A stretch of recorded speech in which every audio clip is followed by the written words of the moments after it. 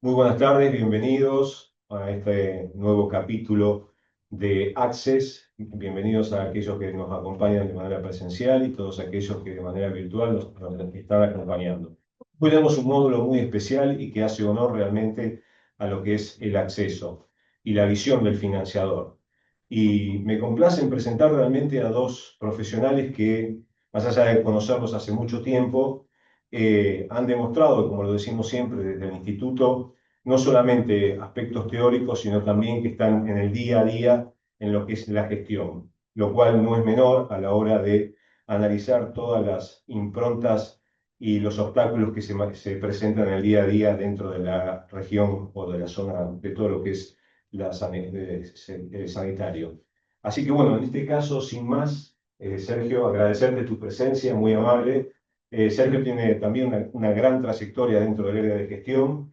Me consta en las épocas de PAMI, lo cual hemos dialogado en varias oportunidades y bueno, y ahora en esta oportunidad también vas a explicar con mayor amplitud toda tu actividad acerca de tu consultora. Acto seguido, contaremos con la presencia del doctor Jorge Gutiérrez Carrillo, que es gerente general de Preservar, por lo cual bienvenidos y sin más, Bueno, gracias. avanzamos. ¿Qué tal? Buenas tardes a todos. Gracias por la invitación, como siempre, Luis, a todo el equipo. Hoy estuve hablando con Oscar también. Eh, bueno, para los que no me conocen, hace cerca de 45 años que trabajo en la Administración de Salud apenas. Y entre las cosas más relevantes, quizás, decirles, a los 24 años armé lo que hoy es emergencias. Fui 11 años presidente de Unión Personal. Estuve durante el gobierno de Macri como técnico citado en IOMA 13, 14 meses con María Eugenia Vidal y después a cargo del PAMI como director ejecutivo. Después de esto, yo ya con anterioridad había armado una consultora, Exégesis, que tiene un grupo muy importante de profesionales que nosotros nos dedicamos a hacer auditoría de prestaciones médicas de todo tipo. Eh, Internación, auditoría de terreno, unidad coronaria, discapacidad, todas las prestaciones médicas que a ustedes se les ocurran. Y estos últimos años, a pedido del mercado, de nuestros clientes, nos tuvimos que enfocar mucho en medicamentos de alto costo, ¿no? Que es realmente el tema que preocupa a toda la seguridad social, que preocupa al prepago, que preocupa en el mundo, porque realmente el porcentaje que se está comiendo de la torta sigue siendo año tras año mayor y esto hace más inviable el sostenimiento del resto de las prestaciones, ¿no? Cuando tenemos un menú tan completo que cubrir.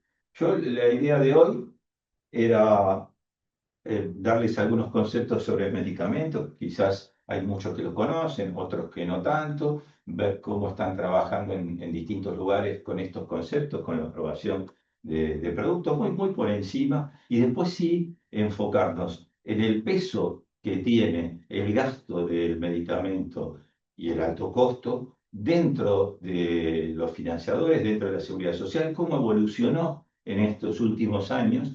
¿Qué es lo que se espera para los 5 o 6 próximos años que esto, bueno, esta tendencia sigue y que podamos debatirlo, ¿no? Que pasen todas las preguntas que quieran, los que están acá interrumpan, no hay ningún problema. La idea es que hagamos esto una charla lo más jugosa, lo más entretenida para ustedes y que los pueda servir. Nosotros, al estar auditando permanentemente este tipo de productos, nos da mucha experiencia en ver cuáles son los errores más comunes que vemos en la seguridad social, que son los que suelen marcar la diferencia entre un gasto que tendría que estar más o menos estable en un porcentaje y que se va a 4, 5, 6 puntos más de que corresponde, ¿no? Nosotros, hay algunas obras sociales provinciales muy grandes, más de 600.000 beneficiarios, y nos da una masa crítica, un volumen importante de análisis, ¿no? Bueno, este concepto de bienes de credibilidad, la verdad que a mí me gustó. Esta es una economista en salud francesa, que habla de esto, ¿no? Y realmente me pareció original, porque para todos nosotros, eh, sobre todo con esta simetría que tenemos del conocimiento, el tema de cuando nos indican un medicamento nuevo, y bueno, tenemos que creer en que nos están indicando lo mejor, qué es lo que corresponde, pero no siempre vemos los resultados demasiado rápido, no siempre estamos tan seguros de lo que estamos consumiendo y de los efectos que nos van a dar para adelante, ¿no? Entonces, es como un concepto distinto y realmente me parece importante. Hay indudablemente muchísimos países que manejan de distinta manera la incorporación en su alimento, en su menú de medicamentos, donde en la mayoría la presencia estatal es importante. El Estado marca la cancha, decir, bueno, a ver, ¿qué es lo que voy a asegurar? ¿Qué es lo que voy a cubrir? ¿Con qué porcentaje te lo voy a cubrir? ¿Y cuáles son los modos regulatorios, esas agencias que regulan? Como está pasando ahora en Argentina, veo que nunca sale, nunca termina de salir la agencia. Y vemos que pasan los años y la agencia no se termina de conformar. Y fundamentalmente, cuando uno trata de escarbar un poquito más y por qué esto no se cierra, y no se cierra porque hay mucho conflicto de intereses. Esta es la realidad. Cuesta encontrar las personas que la integren sin tener conflictos de intereses. Y la verdad que en gente que lleva muchos años trabajando, o estuvo de un lado o estuvo del otro, y esto es una gran dificultad, ¿no? Por otro lado, los laboratorios tratan de ejercer también políticas proteccionistas para demorar la copia lo más posible, para poder sacarle el rédito, poder seguir investigando, hacer las inversiones necesarias para los nuevos medicamentos saliendo año a año, que son demasiados, ¿no? Hay un tema que es complicado, que es el precio. Me van a escuchar bastante hablar de precio, porque es muy difícil determinar eficientemente el precio. Este para mí es uno de los conceptos claves, ¿no? Es muy complicado. Hay países que se sientan a negociar en forma directa, hay países que ponen precios máximos, hay distintas maneras de ir regulando el precio, sobre todo de la innovación, porque la verdad la innovación es buena, todos quisiéramos incorporar innovación, pero esto no es tan fácil, sobre todo cuando tenemos situaciones económicas como en nuestros países, como en Latinoamérica, con mucha economía marginal. Después vamos a hablar y les voy a mostrar casos bien concretos, ¿no? El otro tema es la distorsión que provoca el que uno no pague el medicamento, lo paga el financiador. El seguro de salud nos dice, bueno, apruebo este medicamento o no lo apruebo, el paciente no siente ese tener que sacar el dinero en el bolsillo, y esto siempre hace que el costo derrame y que no se valore como realmente se tendría que valorar la cobertura que está dando la obra social, sea sindical, sea provincial, ¿no? O la mutual que sea, o lo de las Fuerzas Armadas, o la que corresponda. Y el otro tema que yo veo habitualmente, que es obvio, que en general los países a nivel mundial tienen más o menos los mismos medicamentos. No hay una gran diferencia entre lo que nosotros hoy estamos consumiendo en Argentina, porque llegan bastante rápido. Por más trabas o no que se pongan, realmente más o menos consumimos lo mismo. Se llamará de una manera, se llamará de otra, pero ese principio activo, esa droga base, va a estar en distintos países al mismo tiempo, ¿no? Entonces, hablamos de regular esta política de precios. Esta política de precios, algunos fijan precios máximos, otros se sientan a negociar, como les decía, otros dicen este medicamento sí y este medicamento no. Esto pasa entre los países centrales europeos, ¿eh? Alemania de pronto no reembolsa medicamentos que reembolsa Francia. Es normal, habitual que pase esto. O sea, que no es que porque la EMA agarre y dice este medicamento está aprobado, todos los países de Europa van a aprobar el mismo medicamento. Esto no es así. Para algunos sí, para otros no. Otros determinan precio de referencia. Bueno, yo lo pago a este valor, y entonces hay que estar muy cuidadoso, y les voy a mostrar ejemplos concretos, de cuánto vale un mismo medicamento, una misma molécula, un mismo principio activo en distintos países, con diferencias que pueden ser abismales. Yo siempre me acuerdo nuestra experiencia en PAMI, cuando hicimos las compras conjuntas con Luis, que está acá presente. Nosotros vimos 15 países, comparamos precios, 15 países, ¿no? No solo de la región, sino también de Europa. Y eso es una buena práctica que en general no se está haciendo demasiado de parte de los financiadores, pero tenemos que hacer esas comparativas, porque si sabemos a cuánto lo están vendiendo en España, en Alemania, en Francia, en Chile, en Colombia, bueno, en Uruguay, podemos trazar una línea y decir, bueno, fijo, vamos a pagar hasta acá. Y esto es lo que vamos a reconocer y no más que no tratar ahí agarrarnos para renegociar. El tema, por supuesto, costo-efectividad, todo ajustado por calidad, tiene mucho que ver. Y en Francia insisten con este concepto, ¿no? De criterios basados en el valor, donde ellos, por supuesto, le dan importancia acá menos a lo que es el desarrollo, la fabricación y todo esto está dentro de los costos, pero resaltan este concepto, esto es muy francés, resaltan este concepto de criterio basado en el valor. Y a veces el valor puede ser que te hagas una aplicación semanal y pase a ser mensual. No siempre piensen en supervalores, sino en un beneficio que el paciente lo ve como positivo. Pero no tenemos que pensar que son cosas súper extraordinarias, pero ellos le dan bastante importancia a este concepto. El otro tema que vemos en el mercado, y lo empezamos a ver en Argentina con la prueba que hizo el Ministerio en Mendoza, de empezar a importar medicamentos de países donde realmente son más baratos. Podemos discutir la calidad, no discutirla, son medicamentos aprobados, ¿no? Pero indudablemente en India, en China, como pasa con las tiras reactivas, como pasa con sensores, como ahora vienen los relojitos, ahora ya, viste, te pones el reloj y te miden. Bueno, y indudablemente las tiras de las empresas chinas cuestan muchísimo más barato que la de las empresas multinacionales que le estuvieron vendiendo acá en Argentina. Y la verdad que cuando comparamos cómo funcionan, y, no sé, enojen los amigos de Rothschild, el resultado es similar, porque lo hemos probado, y la diferencia de precios es muy importante. Entonces, cuando estamos en la dificultad económica que tenemos para que nos cierren los números, y yo creo que este es el peor de todos los momentos, donde habrá gente que sabe mucho más que yo, pero de lo que me acuerdo es uno de los más difíciles de la historia, para mi historia. Realmente tenemos que manotear de donde podemos, agarrarnos donde podemos para bajar ese gasto de medicamentos.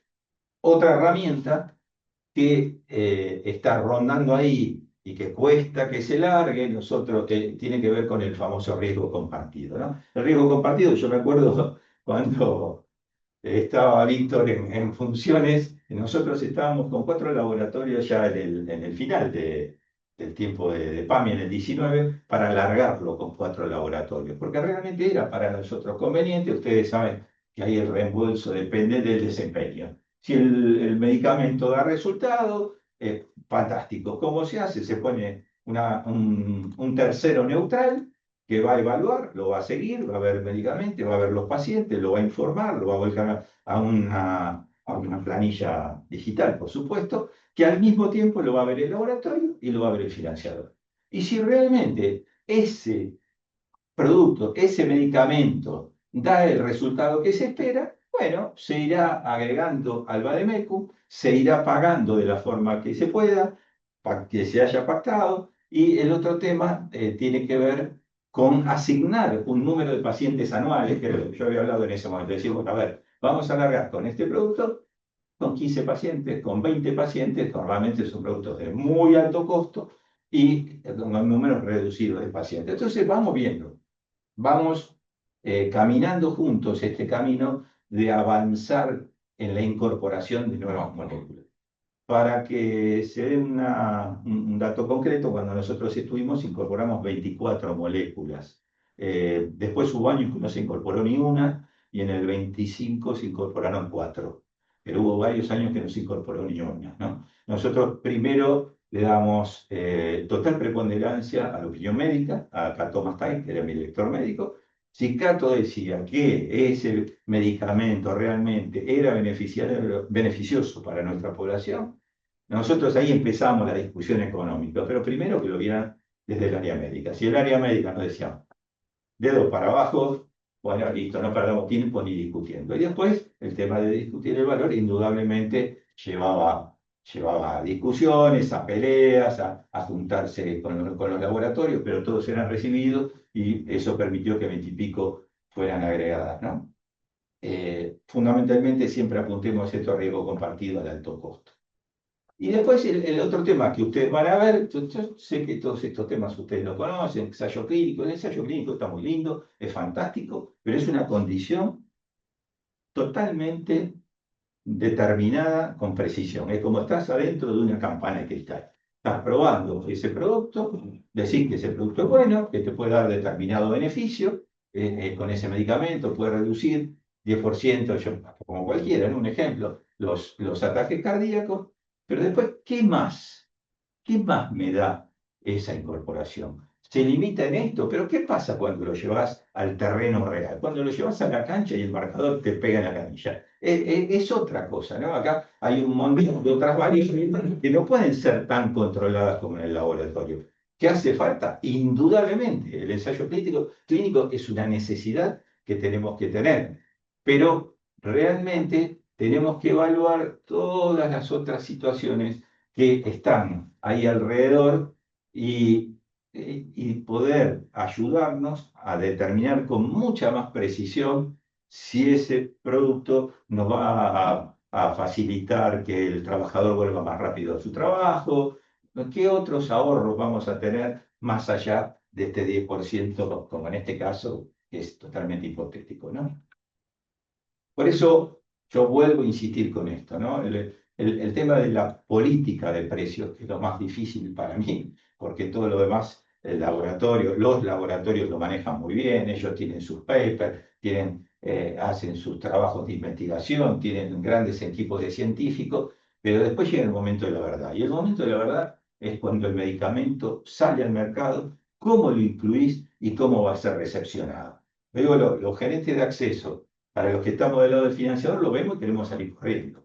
Porque en general esta es la imagen que tenemos, ¿no? La gente, son todos divinos.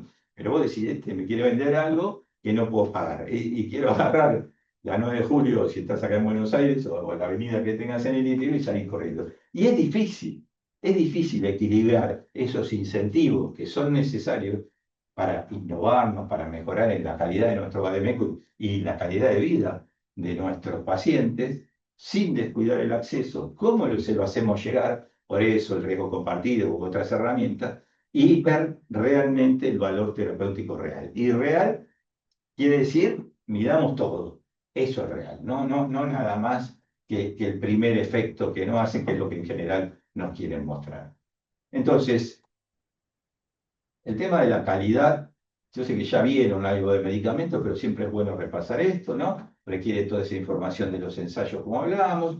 Después están todas las normas de seguridad, de eficacia, lo que puede aprobar la FDA, lo que puede aprobar el ANMAT, lo que puede aprobar en Inglaterra, en Europa, en el Reino Unido. Cada uno, y ustedes fíjense que ni en eso se ponen de acuerdo, porque medicamentos que se aprueban en un lugar no se aprueban en el otro, y esto pasa con demasiada frecuencia. Por supuesto, meter todos los bloqueos que podamos, sobre todo para sostener la innovación desde el área del laboratorio. El laboratorio decir, no quiero copias, no quiero copias, no quiero copias, y hoy copiarlo es más rápido que sacar una entrada para ver a Andrea Bocelli, ¿no? Más o menos, esto para que la rapidez de la imitación es contundente. Y esto nos beneficia, y sí, nos beneficia porque en general, cuando en algunos países más, en otros menos, tiende a bajar el costo de ese producto y el costo del que lo fabricó. Yo me acuerdo hace unos años, no hay ninguno que estuviera, creo que Nico Strillo estaba conmigo en esa mesa, estábamos en la Cámara de Comercio de Estados Unidos y estaban todos los número uno de los laboratorios norteamericanos. Los número uno, todos, ahí en una mesa. Vino el secretario de Comercio, se sentó en la cabecera y el tipo dijo, señores, Estados Unidos no puede seguir con este gasto en medicamentos, vamos a impulsar una política de genéricos. ¡Bum! Yo casi me desmayo, porque cuando hablan de un país como Estados Unidos, con el presupuesto que gasta en salud, con el presupuesto que gasta en medicamentos, se sienta y le dice a Johnson y Johnson, a todos, estaban todos ahí al lado nuestro. Señores, vamos a una política de genérico, no podemos seguir sosteniendo este gasto. Algo parecido, ahora después le comento a lo que dijo Trump con una droga en especial, ¿no? Pero bueno, esta es la cuestión. El otro tema, la publicidad y el marketing. Ustedes fíjense en los horarios centrales de televisión, tanto para el ambulatorio publicidad de medicamentos, medicamentos, medicamentos. En Estados Unidos mucho peor, pero acá en Argentina lo vemos, está muy impulsado. Y si algún producto tiene algún medicamento, tiene algún atractivo, como ha pasado ahora con el de la obesidad, bueno, tenemos 15 días que sale en todos los medios. Está bien, bueno, es su estrategia. Es su estrategia. Ahora, le tenemos que dar cobertura a nosotros mismos. No sé, pero si vas a la farmacia, lo sacas con el 25% de descuento, aunque el financiador no le dé ningún tipo de cobertura. Aunque no esté para nada aprobado, pero digamos que no esté incorporado a ningún baremo. Más allá del tema del marketing, el otro tema que tenemos en contra nosotros como financiadores son los reembolsos, ¿no? Todos los estímulos que se le puede dar o que puede dar para favorecer determinados productos, eso, bueno, todo este tipo de cosas que ya sabemos. Y después el otro es, insisto con esto, que cada país determina según su saber, según su entender, qué va a hacer con un conjunto de patentes, si lo va a dejar copiar, si no lo va a dejar copiar, si le va a permitir, y esto estamos cansados de verlo en un montón de países, que uno lo aprueba, el otro no lo aprueba. Y indudablemente los ensayos clínicos son lo mismo, los papeles que se presentan son lo mismo, todo el respaldo que tiene para incorporar en el mercado nuevos medicamentos son iguales, pero uno dice esto sí, esto no. Y eso tiene que ver con su poder de financiamiento. Inglaterra es muchísimo más restrictivo que Francia. Esto es así. Y bueno, nosotros somos bastante permeables. ¿Qué pasa en Argentina cuando se compra medicamentos? En Argentina se compra medicamentos con todos los modelos sabidos y por haber. Se pueden hacer convenios con la industria, perfecto. Se puede comprar un municipio de forma directa. Puede comprar una obra social en forma centralizada, como la UOC, y comprar en las seccionales. Yo digo, ¿están capacitados con la auditoría necesaria para que esas seccionales compren el volumen de medicamentos de alto costo que tienen que comprar? ¿Están esos pacientes controlados como tienen que estar? Entonces, cuando tenemos un sistema tan fragmentado, donde compra el municipio, donde compra la provincia, donde compra la nación, donde compra el ANDI, donde compra el ministerio, donde compra todo el mundo, y es complicado. Hay algunos hacen licitaciones, otros no hacen licitaciones, unos eligen 15 droguerías, otros eligen una, y ahí más complicado se pone, ¿no? Porque indudablemente las bonificaciones que le dará esa droguería es muy bueno, pero el evitar ese juego de competencias puede traer problemas como los problemas que lamentablemente pasaron hace muy poquitito tiempo, ¿no? Pero el tema es acá quedarnos con el concepto que no hay modelo por el cual nos compremos. No hay modelo por el cual nos compremos. Cualquiera nos deja bien y cada financiador, sea del Estado, o sea privado, o sea prepago, sea una obra social, compra de la manera que mejor le parece y cuesta mucho imponer esto de la compra conjunta, sobre todo para el Estado, ¿no? Porque en definitiva termina saliendo todo el mismo bolsillo, algo que hemos hablado muchísimas veces con Luis. No tiene mucho sentido que un ministerio compre por un lado y un organismo que depende de ese ministerio compre por el otro, o que el PAMI, a pesar de no ser un organismo estatal, pero sí es público y tiene casi el 40% del mercado, compre solo. Nosotros cuando quisimos hacerlo, se sumaron algunas obras sociales, pero muchas menos de las que esperábamos, fueron 7 u 8.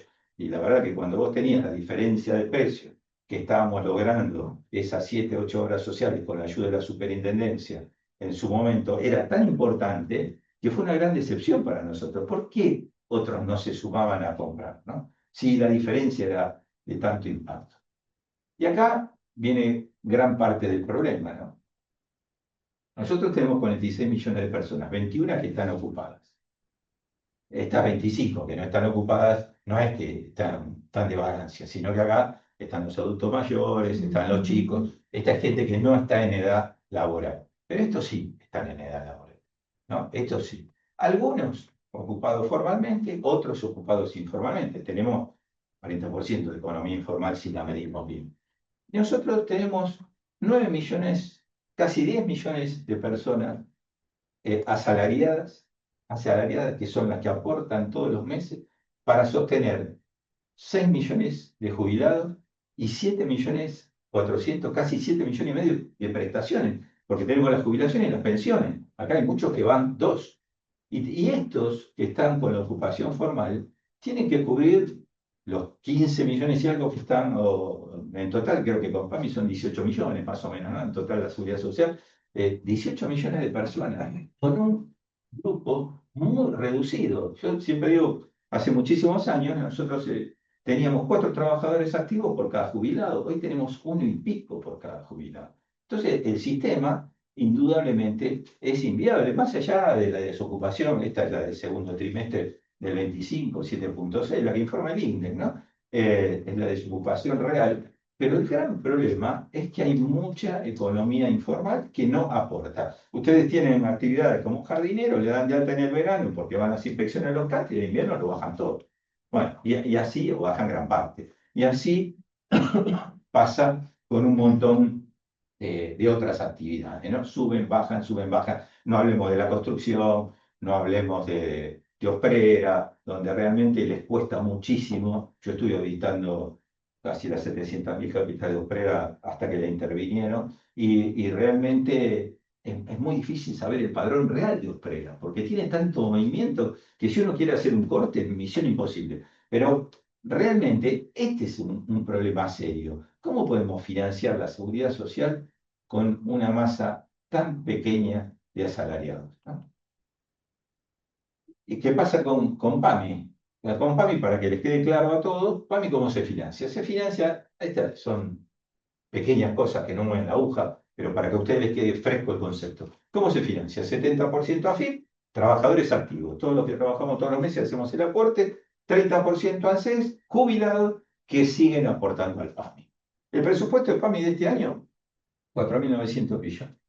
Ahora, en la gestión de Alberto, el Tesoro le daba 7, 8 puntos más del presupuesto, que era distinto a este, por supuesto, y el impuesto país le representaba 6 puntos y algo, que también hoy no existe ni esto ni esto. ¿Sí? Y por otro lado, como en la pandemia el consumo había bajado tanto, había un superávit de dinero, ese dinero se lo hacía trabajar, generaba interés y le daba otro ingreso aparte, que no tengo el número preciso, pero creo que le representaba unos 2 puntos más. Pero tómenlo con pinza, por eso no lo escribí, pero sé que eso ocurrió. Entonces, acá es serio este problema, indudablemente. PAMI tiene 5 millones y pico de jubilados, y ¿qué va pasando? Como el largo camino al PAMI, ¿no? Porque en la medida que vamos envejeciendo, vamos cayendo al PAMI. Y si hoy ustedes van a OSDE y te dicen, me jubilé, quiero seguir en OSDE, fantástico, páguenme la cuota completa, porque yo de PAMI no recibo nada.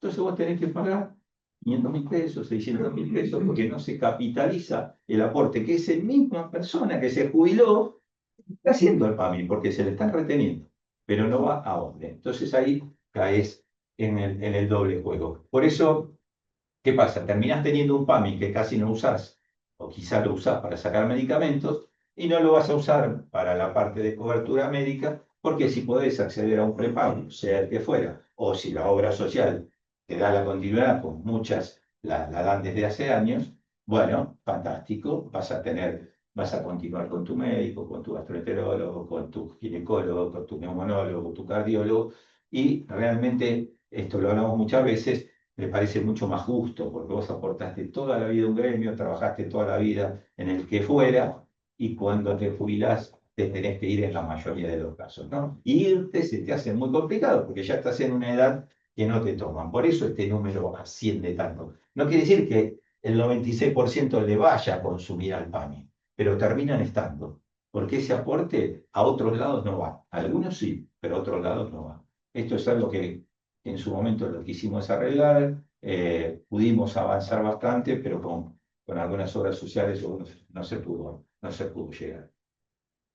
El otro tema para que tengan en cuenta es la población del PAMI, ¿no? Su vulnerabilidad, la precariedad de la situación de los jubilados, indudablemente con jubilaciones tan magras como las que tenemos en los últimos años. Bueno, vamos a hablar de estos 2 últimos años, hablemos de los últimos 15 años, pero ¿qué es lo preocupante? Lo preocupante es que hay un 40% de beneficiarios del PAMI que tienen entre 2 y 5 patologías al mismo tiempo, simultáneas. Y hay un 20 que tienen de 6 para arriba, de 6 para arriba. Y si ustedes piensan en sus adultos, yo tengo mi viejo, tiene 92 años. Cuando agarro la lista de todo lo que toma, no sé cómo, si le da el día para tomar todo lo que toma, pero realmente lo tiene que tomar. Entonces, ese consumo de medicamentos desvirtúa totalmente la ecuación y ahora vamos a ver cómo juega dentro del costo, ¿no? Y el otro tema, gran tema, que lo hablamos 1.000.000 de veces con los muchachos acá del instituto, fueron las moratorias. ¿Por qué? Porque las moratorias le aportaron en los años del gobierno de Cristina, fundamentalmente, 3.300.000 personas de las 5.200.000 que tiene hoy el PAMI. 3 millones que no habían aportado nunca. Entonces, cuando a mí me dicen el PAMI es justo, no, justo no es, muchachos, la pelota. Porque 2 millones de jubilados que aportaron, 30, 35, 37, yo hablaba el lunes el lunes no, el sábado, hablaba con una enfermera y me dice, yo tengo 43 años de aporte, y seguía trabajando la enfermera en el día de Teo. Tengo 43 años de aporte, no, pero no me quiero jubilar. 43 años. Bueno, esa persona de 43 años está aportando para estos, para estos, para, para estos 3.300.000, ¿no? Entonces, imagínense si uno tuviera una recaudación muy similar a la que hoy tiene, pero le diera servicio a 2 millones de personas. Ahora, ¿eso quiere decir que a estos hay que excluirlos? No, de ninguna manera. Para nada. Yo tengo una formación social. De ninguna manera. Pero hay que armar otra cosa. No puede ser que los mismos jubilados que trabajaron toda la vida, que aportaron más de 30 años, que se rompieron el alma, estén siendo los grandes financiadores de aquellos que no aportaron nunca. Que no aportaron nunca porque no tuvieron la posibilidad, porque no es que los trabajaron. Muchos trabajaron. Yo conozco casos muy concretos, docentes, 10 años trabajó, después no trabajó más. Bueno, fantástico. Pero entonces, ahora cuando cobra una jubilación, dice, pero vos te parece, mira, 200.000 pesos de jubilación. ¿Cuántos años aportaste? 9. ¿Viste? Tuvo que entrar en moratoria y ahí viene. Pero esto es otro tema importantísimo cuando se habla de PAMI por el tema del financiamiento que le produce. Insisto, esto no quiere decir expulsarlo, dejarlo sin cobertura, pero hay que diseñar otra cosa que en su momento la habíamos diseñado, pero no avanzó. Y ahora vamos a ver un poquito, acá está abierto, igual después ustedes van a tener la presentación, ¿no? Sí, no hay problema. Perdonen, esta es la única pantallita que van a ver en inglés, porque yo tuve que dar una clase por una universidad de Stanford y esta la mostré. Pero lo que me interesaba es, en el 17 nosotros gastábamos 27 puntos en medicamento, total, alto costo con ambulatorio, 27 puntos. Después bajó un punto más en el 18, fue a 26. En el 37, con el plan Vivir Mejor, en el 24, perdón, en el 2024, se fue a 37 puntos. ¿Qué pasó? Que nosotros acá teníamos en la famosa 337, que era la resolución porque le dábamos medicamentos gratis, teníamos unos 600.000, una vez verificado todo, padronado, unos 600.000 beneficiarios que le dábamos medicación absolutamente gratis, por la situación de vulnerabilidad que tenía. Era gente que estaba en una muy mala situación, que no tenía familiares, no tenía hijos que nos pudieran ayudar, sobrinos, no tenían nada. Entonces esos no tenían propiedades o tenían la propiedad donde vivía, pero no había ni 3, 4 propiedades, ni 2 autos, ni nada de eso. Eran 600.000. ¿Qué pasó acá? En la gestión siguiente, los 600.000 fueron 4 millones. 4 millones de medicamentos gratis.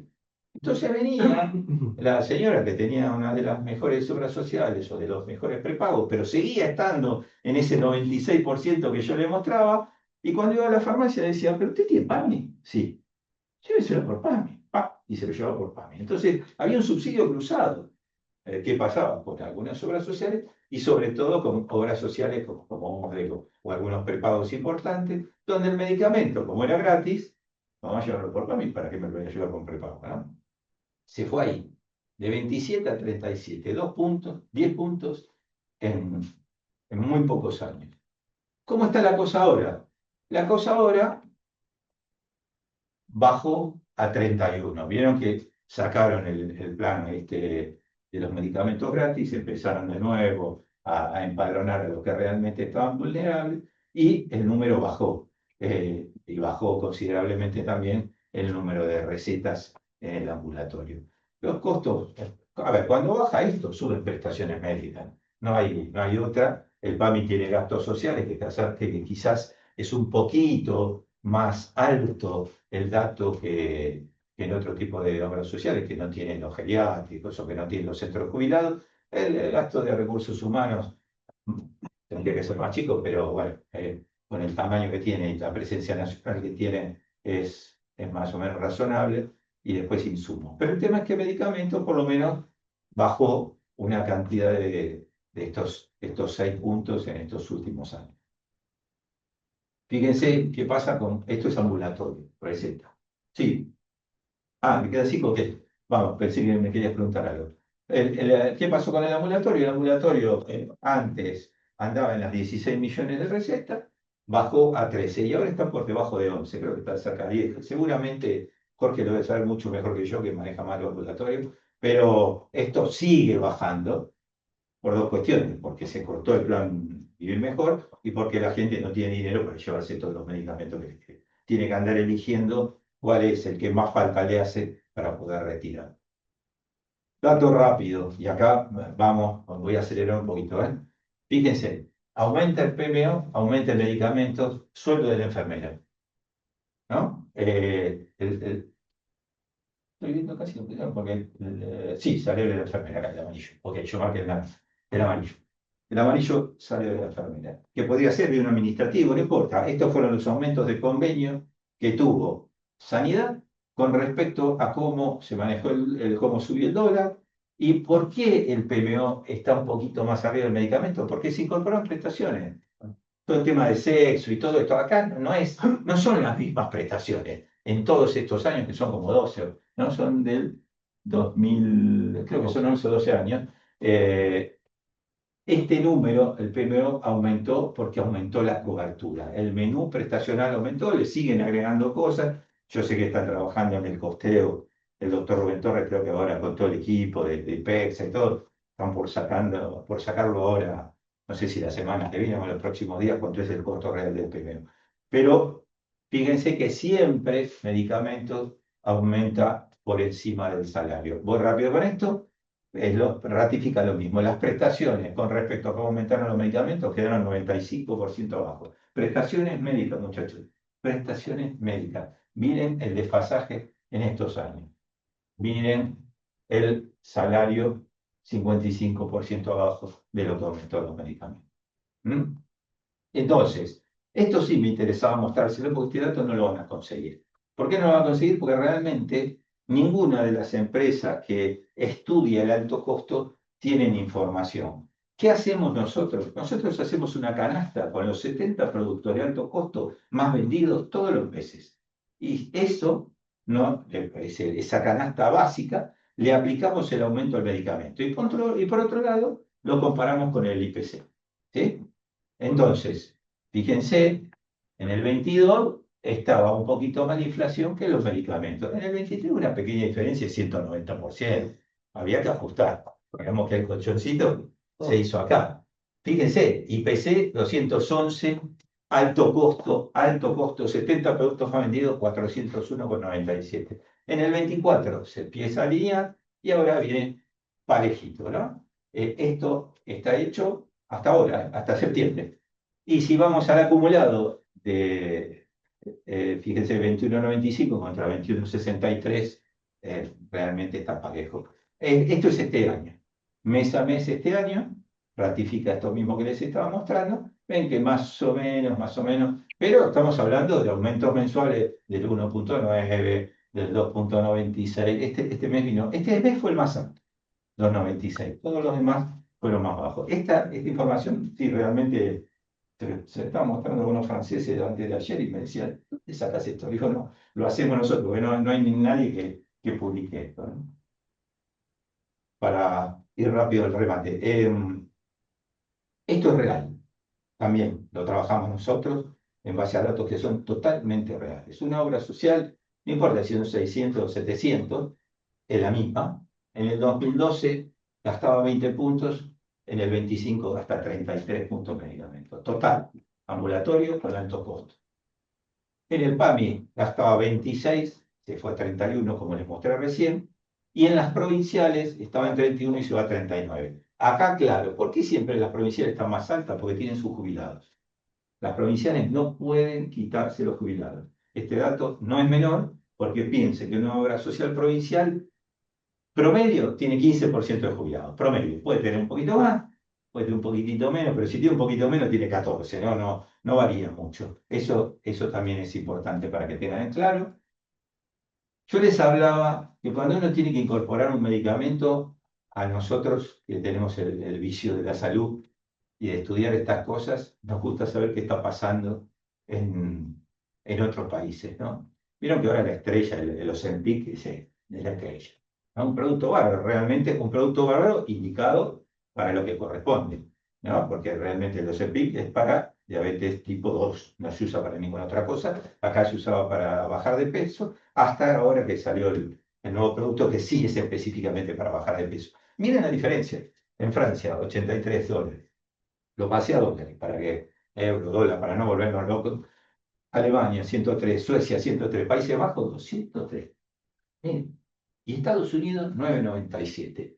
Con esto, el amigo Trump le agarró un ataque de capa y dijo, ¿cómo puede ser que nosotros, teniendo un laboratorio que es nuestro, que se hace la investigación, bueno, entre los daneses y gran parte de Estados Unidos trabajando en esto, estemos subsidiando a los demás países?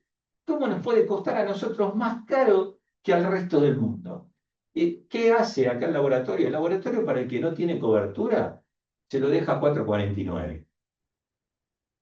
Vos no tenés cobertura, no tenés seguro social en Estados Unidos, querés comprar, te lo dejo a 4,49. Me van a matar los de Nuevo Norris, pero son muchos amigos. ¿Qué pasó? Acá estaba a 2,85 hasta que salió el DLA y bajó a 2,13. Que lo Ozempic, no es el Wegovy. Estamos hablando de la misma dosis, todo equiparado, no estamos hablando de cosas distintas, ¿no? Lo que necesita por mes un paciente para que su tratamiento dé el resultado que tiene que. ¿Que es un producto fantástico? Es verdad, pero ¿cómo puede haber esta dispersión? Entonces, consejo, cuando van a incorporar algún producto, miren qué es lo que está pasando en el resto del mundo. Simplemente algunos datitos para reforzar esto de las diferencias, ¿no? Estados Unidos gasta 4 veces más que China, 5 veces más que Japón y 10 veces más que Alemania en medicamentos. Terrible. Per cápita, ¿no? Estamos hablando de numerazo, ¿no? ¿Y qué pasa? Son las 2 y tengo pantalla, Víctor, no me matas. El tema, el crecimiento va a seguir impulsado. ¿Por qué? Porque está pronosticado que entre 55 y 50 van a ser las moléculas que todos los años de acá, en los próximos 5 o 6 años, van a salir nuevas. Van a seguir saliendo moléculas nuevas. Estas. ¿En qué patología? Fundamentalmente en onco, en huérfanas, que lo tenía que haber hecho con negrita, en diabetes, en obesidad y en neuro. Esas son las patologías donde realmente va a haber mayor innovación, donde van a salir la mayor cantidad de productos al mercado. ¿Esto qué va a impactar? Va a impactar que en los próximos años vamos a tener 6 puntos más a nivel mundial del gasto en medicamentos. Y bueno, tratarán de poner, por supuesto, desde los distintos financiadores todas las barreras que tengan a mano para tratar de frenarlo, ¿no? El crecimiento baja en ambulatorio, sobre todo en Argentina, ¿sí? Indudablemente no hay otra. Y acá yo aclaro, porque siempre en PAMI es al revés, los medicamentos, la OTC, los éticos, representan más o menos el 30% del gasto y los especiales el 70%. A veces esto puede ser 32, este puede ser 68, pero para que la tengan redonda, 70-30. 70 alto costo, 30. En PAMI es al revés, porque como le da a esa cantidad de beneficiarios medicación absolutamente gratuita, la ecuación es al revés. Gasta más en ambulatorio que en alto costo, ¿sí? Y está estudiado el tema que los financiadores, más o menos, con todos los mecanismos que usan para rebotar, están tratando de rechazar alrededor del 30% de los productos que les piden que autoricen.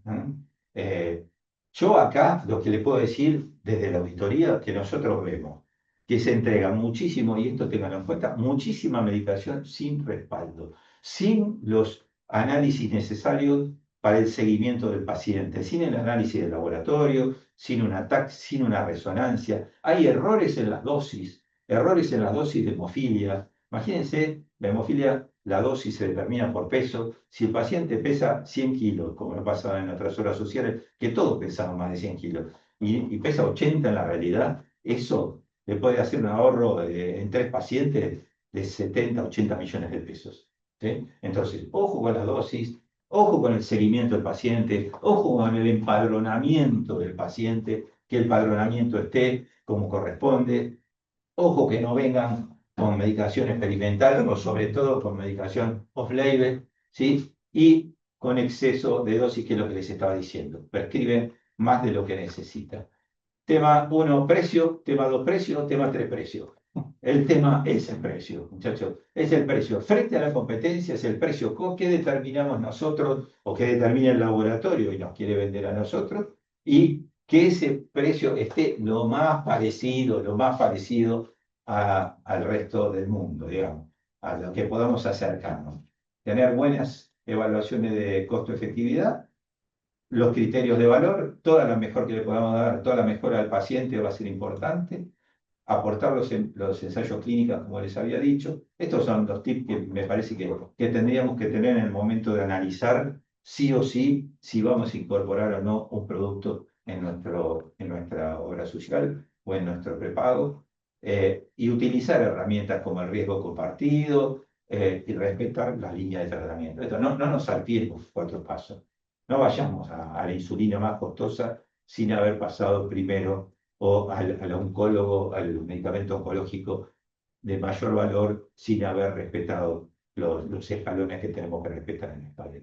Esto es fundamentalmente lo que yo, un poquito apuradito, pero creo que lo metí en tiempo, les quería contar, porque fueron demasiados temas, pero bueno, ustedes cuando los lean se van a acordar, creo que las pantallas son claras, y a mí lo que me interesaba sí es destacar esto, que la determinación del precio es clave, como todo el resto, pero el resto está bien. El medicamento tiene soporte, está bien estudiado y los ensayos clínicos son buenos y las mejoras están claras, pero veámosla completa, no nos quedemos con la campanita de cristal del ensayo clínico. Avancemos un poco más, miremos un poco más y me parece que hasta acá. No sé si hay alguna pregunta, si se aburrieron, se durmieron, si están Bueno, todos dormidos. no, yo quiero primero pedir un aplauso. Realmente es un honor que venga a nuestra casa, bueno, uno de los fundadores, como nosotros, del instituto, y con la experiencia que nos viene a volcar algunas cosas realmente muy, muy originales que es difícil conseguir, ¿no? Pero como acá estamos hablando de acceso y hay, bueno, mucha gente desde el interior también, hay una imagen un poco para atrás donde está la cobertura de los distintos países, que me parece que, a ver, más atrás, donde está la cobertura del Ozempic. Bueno, a ver, esto me parece que es una imagen muy, muy clara. Esto es lo que decíamos nosotros cuando Claro, trabajamos, ¿no? pero yo lo traigo a colación para que pensemos lo siguiente. Francia, Alemania, Suecia, Países Bajos, Estados Unidos comparten una característica. Son todos países de la OCDE. Para poder entrar en la OCDE, todos estos países respetan las patentes. O sea, si no, ni siquiera podés atravesar el umbral. Exacto. Y fíjense que Francia lo paga 83 y en otro extremo Estados Unidos 4,49. Entonces, ¿para qué rescato esta imagen como importante? Acá tenemos el monstruo de las patentes, que no, que los medicamentos acá son caros por las patentes. Indudablemente esto es una de las tantas imágenes que muestra que el problema de las patentes es uno de los elementos que tienen que ver con el precio que terminamos pagando el medicamento, pero que en el medio hay un montón de otras cosas que no tienen nada que ver con respetar las patentes, y desde el punto de vista económico, por otro lado, tampoco hay ningún estudio serio que se haya hecho para ver cuál es la pérdida en otras áreas de la economía que tuvo la Argentina por no haber respetado durante años las patentes. ¿Sí? Con el respeto o no de las patentes, hay quienes hacen un gran negocio, otros que pierden, y hay un montón de industrias que vieron trabadas sus exportaciones porque la Argentina tenía restricciones por no pagar las patentes. Probablemente también tenga, como ya lo dijiste, una influencia en el tema vinculado con por qué por ahí sale o no sale la agencia, algún tipo de restricción al respecto, ¿no? Pero bueno, este es uno de los temas claves, por eso fue muy importante haberlo puesto, ¿no? Sí, me hiciste acordar de algo recién cuando nombraste la OCDE. Vos sabés que yo estuve analizando dentro de los países de la OCDE cuánto representa el gasto en medicamentos. Se van a morir entre el 15 y el 20% del gasto total de la salud. Indudablemente las prestaciones de ellos son más caras, pero las prestaciones nuestras se fueron abajo por el impacto del medicamento, porque nosotros estamos hablando del 30, del 28, del 32, en la mayoría de los casos, y estás hablando que del 15 al 20 es lo que representa para los países de la OCDE el gasto en medicamentos. Terrible, ¿eh? Terrible, porque no es lo mismo tener el 80 para todo el resto de la canasta prestacional. Claro, Ahí está. ahí hay que rescatar, siguiendo un poco la línea de esto de acceso, hay que rescatar que en todos estos países de la OCDE, salvo Estados Unidos, que tiene un formato distinto, todos los demás países el financiamiento de la salud, más del 80% es público. Es público, Por lo tanto, no existe como acá el ejemplo que dio, que desde una misma obra social con 20 delegaciones hay 18 que salen a comprar. O sea, eso es un absurdo de la Argentina. O sea, no existe ningún país de estos que no haya una centralización de la compra. Y de hecho, otra cosa también muy importante para rescatar de lo que dijo Sergio es que en enero del 2025 empezó a regir en Europa lo que se llama la Joint Clinical, que es la que admite para toda Europa la aceptación o el ingreso de una nueva molécula, que no tiene que ver, que también lo aclaró Sergio, cómo lo van a financiar. ¿Sí? O sea, una vez que la Joint Clinical dice esta molécula se aprueba automáticamente en toda Europa. Ahora, no significa que Francia diga, no, yo no la voy a reembolsar, ahora reembolso con tales características, España lo mismo. Es decir, cuando llega a cada país negocia a qué precio la va a comprar. Entonces siempre ponemos el ejemplo, ahora que hace poco vinimos de España, de hacer el curso internacional allá, disculpen si se pegó un poquito el acento, pero no, la realidad es que España, como digo siempre, que las comunidades autónomas a veces hasta entran en guerra por liberarse, España, como Cataluña, como los vascos, sin embargo, tienen una estructura a nivel central, a nivel país, que dice, esta molécula que ya aprobó la EMA antes, ahora la Joint Clinical, nosotros no la vamos a pagar más de tantos euros. O sea que ya pone un techo, una entidad centralizada. A partir de ahí, cuando va esa molécula a negociarse a cada una de las comunidades, pueden las comunidades seguir negociando, pero el precio para abajo, nunca para arriba.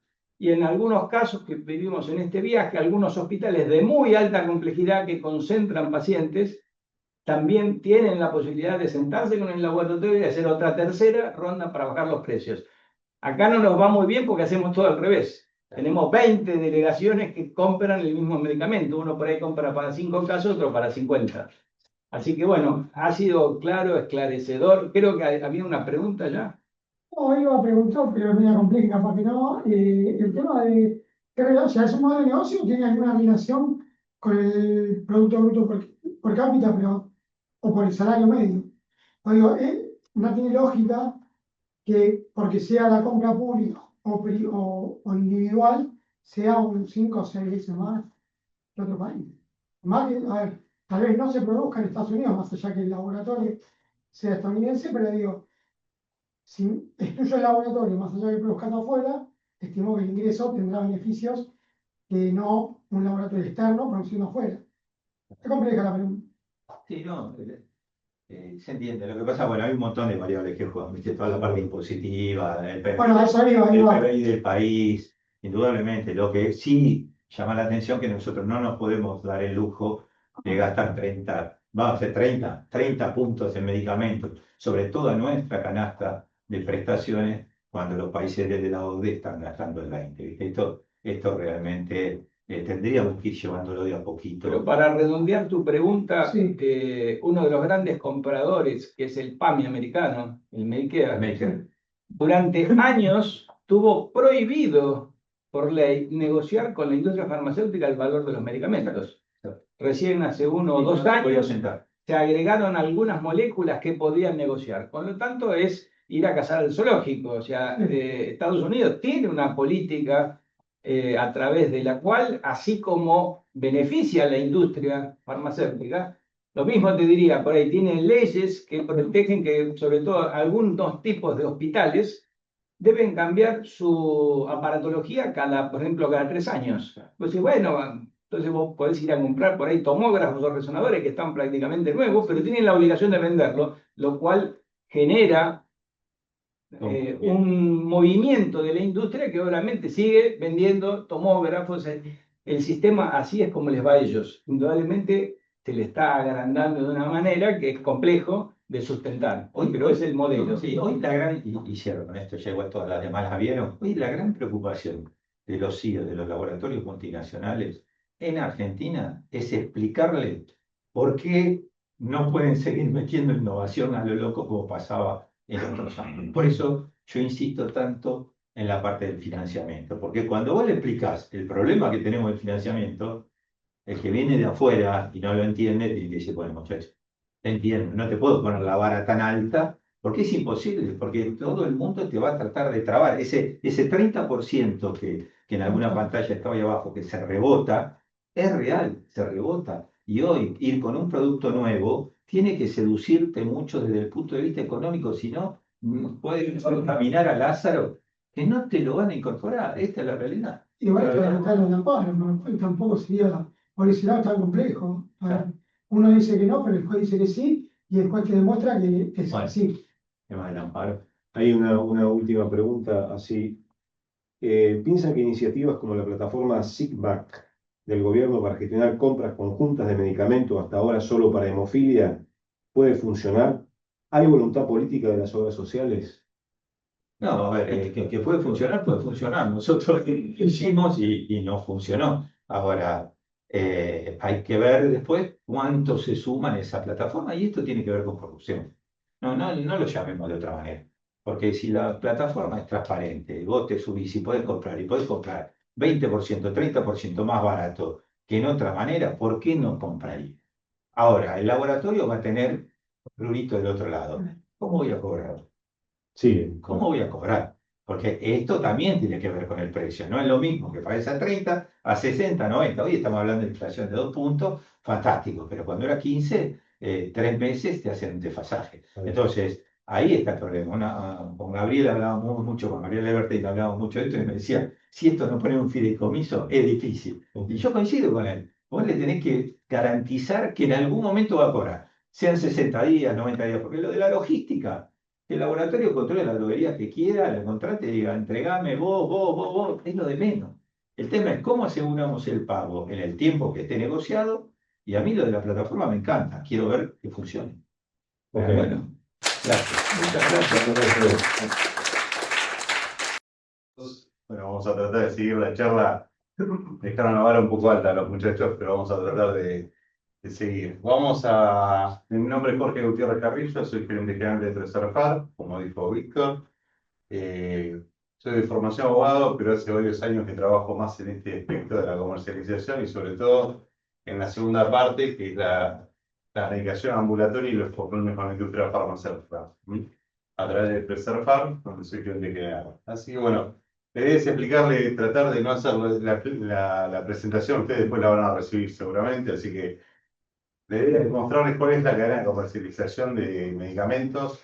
Esta vale para todos, digamos, pero después vamos a especializar más en el mundo ambulatorio, que como dijo Sergio, es una parte más chica, pero no menor para tener en cuenta, digamos, y sobre todo con las coberturas que se hacen hoy al 100% en modo creciente en la seguridad social. Así que bueno, vamos a tratar de ir en ese orden. Primero que nada, esto es anecdótico, pero para que tengan presente que la cadena de comercialización de medicamentos es una materia muy regulada por el Estado en todos los aspectos. Tiene una serie de normas. No es el objetivo hablar de la regulación, pero sí sepan que el decreto de necesidad de urgencia 70 introdujo unos cambios sustanciales importantes que todavía están bastante judicializados a través de amparos y demás, que imponían una serie de cambios en esta cadena que yo les voy a contar, que es la que está vigente hoy.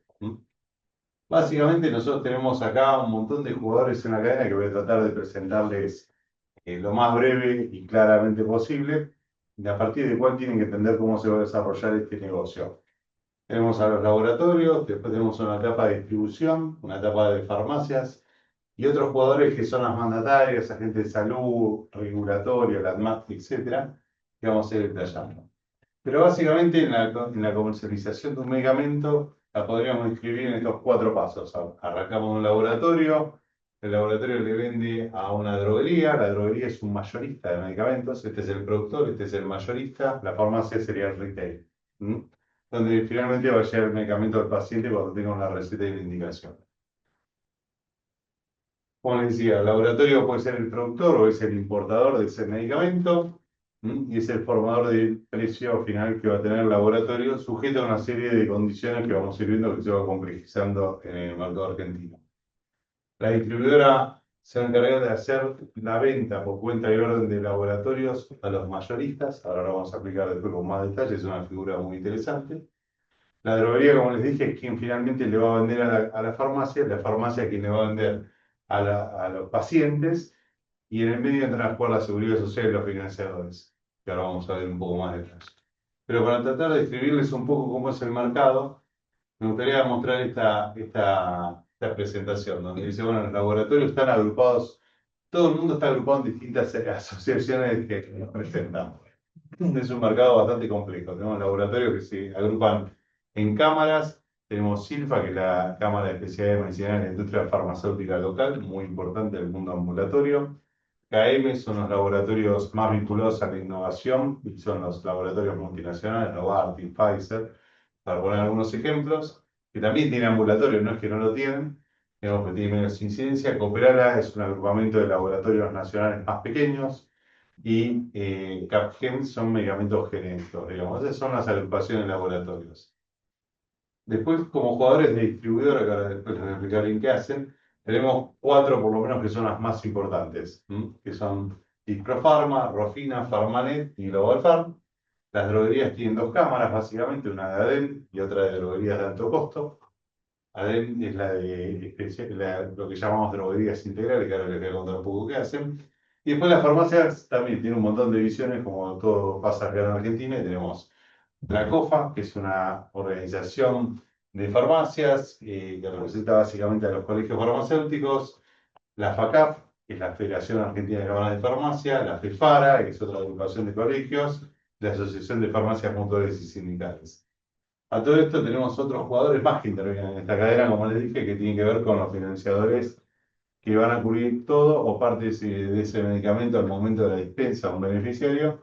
Básicamente tenemos la obra social más importante del país, que es la del PAMI, obras sociales que pueden ser de tipo sindicales, agentes de seguro de salud, o pueden ser obras sociales provinciales, las prepagas.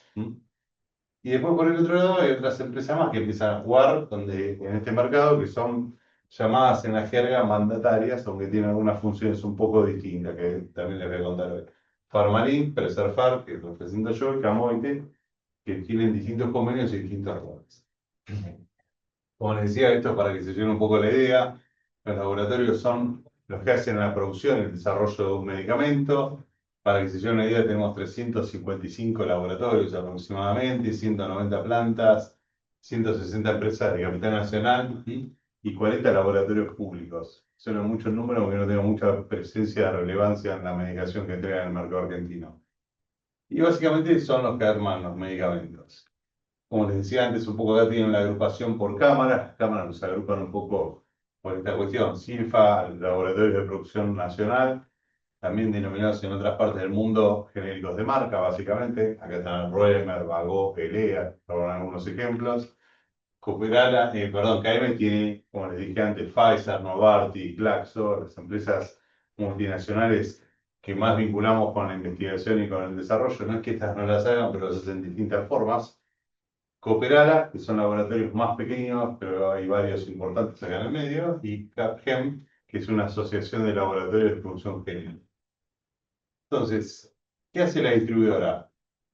Los laboratorios elaboran un medicamento o lo producen o lo importan y lo que hacen es vendérselos a las droguerías. Entonces lo hacían originalmente uno a uno. Después apareció una figura que inventaron, fueron las distribuidoras que lo que hicieron es decir, bueno, mirá, dice, el costo este es el mismo, lo puedo hacer para uno o para varios laboratorios si tenemos eficiencias de escala, en definitiva. ¿Mm? Entonces, las distribuidoras generalmente están integradas en sus composiciones accionarias por laboratorios o por grupos de laboratorios que pueden ser accionistas o que le toman servicios a laboratorios terceros. Entonces, le hacen desde el picking en una importación o le toman la línea de producción, la salida de la máquina donde sale la cajita terminada para poder llevarlo a unos megadepósitos robotizados que son interesantes para que los conozcan en otra oportunidad, que después son los que le van a distribuir a los mayoristas. O sea, desde el mayorista de mayoristas, generalmente son exclusivos de una serie de laboratorios. Entonces, ¿a quién le venden las distribuidoras? Básicamente le venden a las droguerías, no le venden a las farmacias. Son mayoristas, se encargan del canal mayorista. Y la explicación está vinculada a los servicios que dan, que generan beneficios o economías de escala para los laboratorios. Por eso se agrupan. Imagínense que llevar un camión a Droguería del Sur, para poner un ejemplo de una droguería grande, sale lo mismo llevarlo con una caja que con 50 cajas, o sale lo mismo llevarlo con un laboratorio con 5. Entonces, las economías se empiezan a aplicar. Y estas economías, en los volúmenes que hablamos, es mucho dinero. ¿Saben? Bueno, básicamente operan sin inventario propio, digamos, pues toman la mercadería del laboratorio y la venden por cuenta de orden, después liquidan líquido producto y tienen una serie de servicios que le van dando a los laboratorios. Y distribuyen todo tipo de medicamentos, no solamente los medicamentos ambulatorios, también distribuyen medicamentos de alto costo.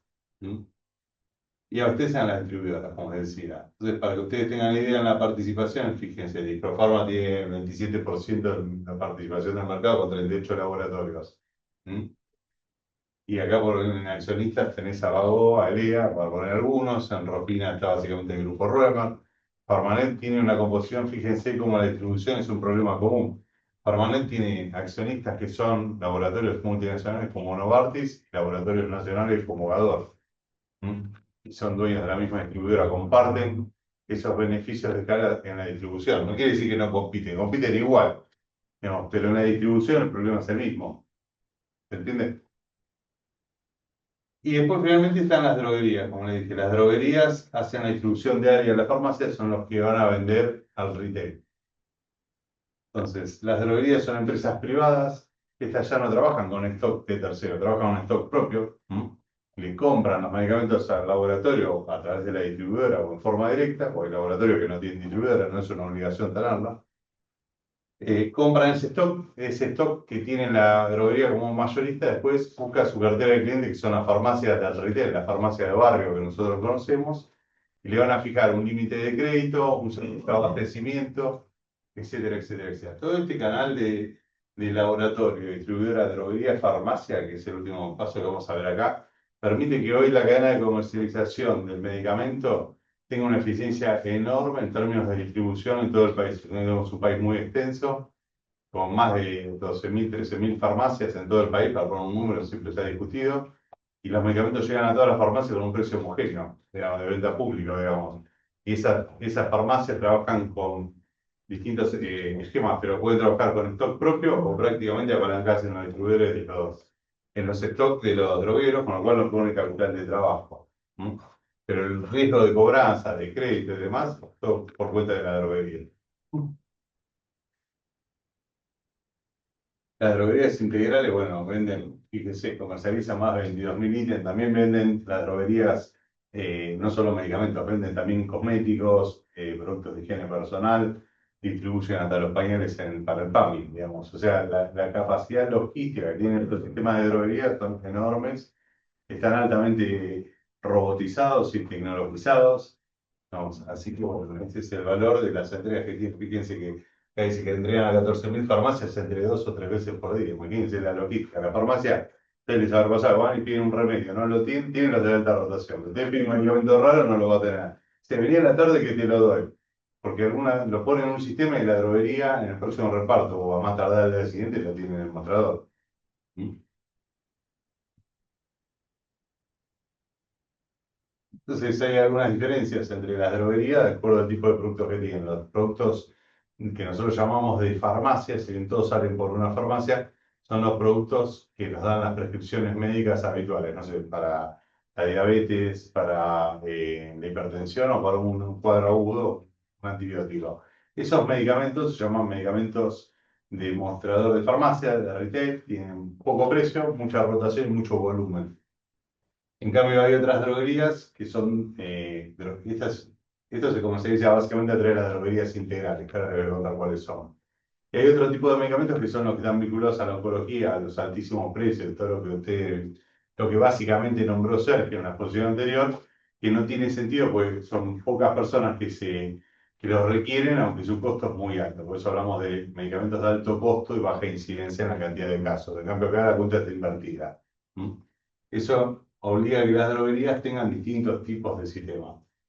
Y estos son los agrupamientos básicamente que tienen. ADEN, que es la Asociación de Distribuidores de Droguerías de Servicio, y CADE, que agrupa a las droguerías de alto costo.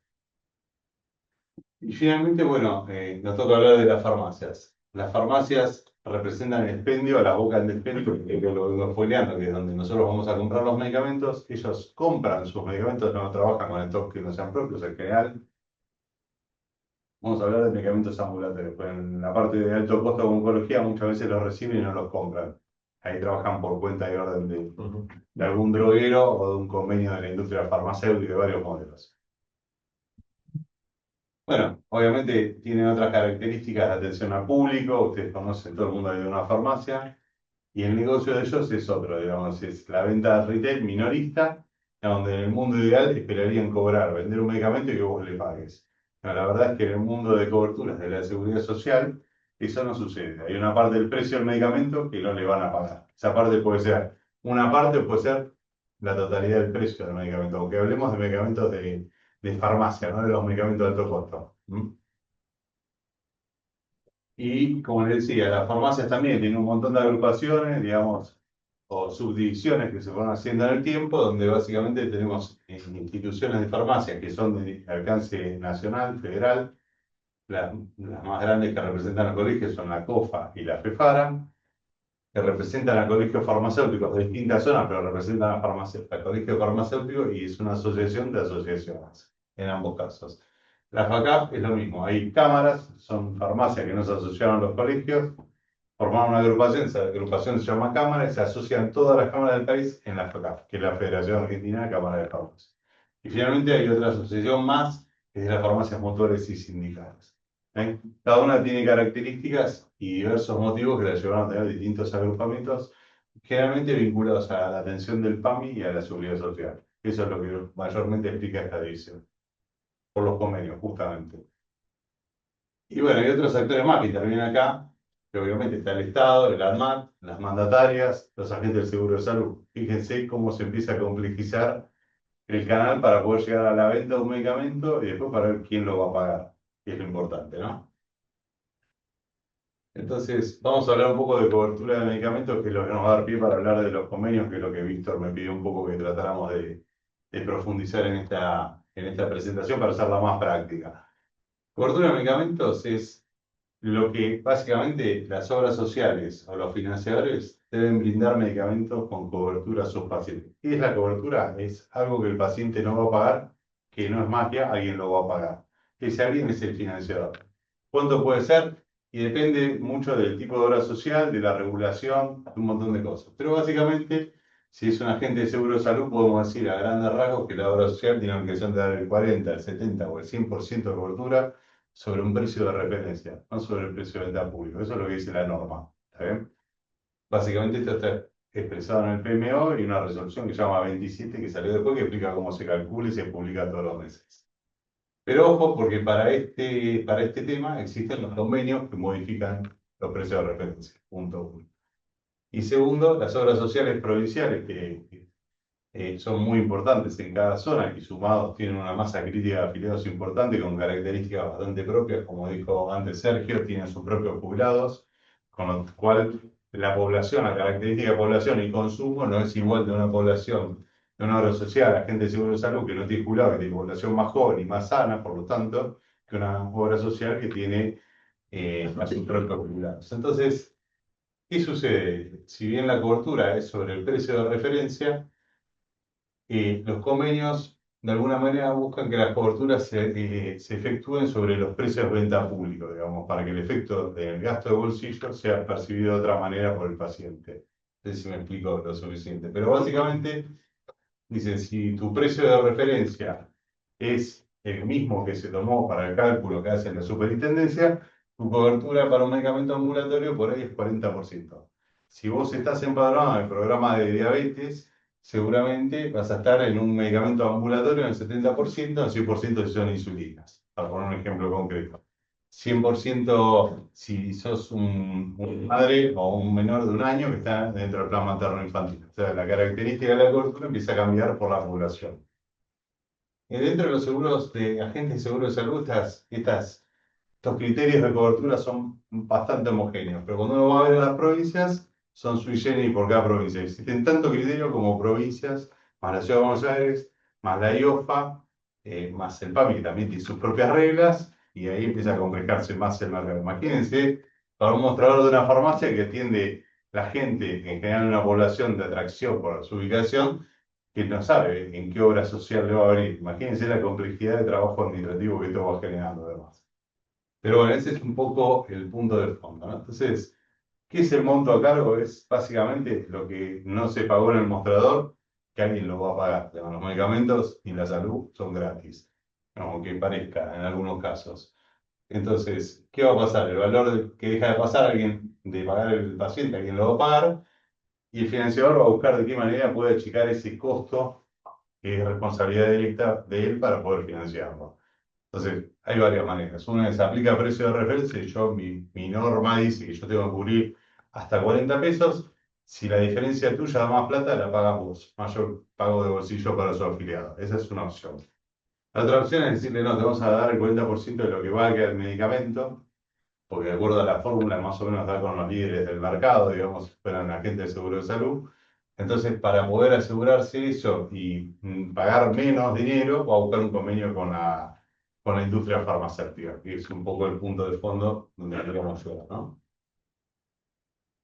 Entonces, la pregunta es, ¿qué es un convenio de financiación de medicamento? ¿Para qué se hizo, digamos, y por cómo se financia el medicamento, digamos? Vamos a hacer hincapié en medicamentos ambulatorios, pues para el alto costo y para la oncología hay unas reglas un poco distintas por las características del medicamento que tiene, ¿está bien?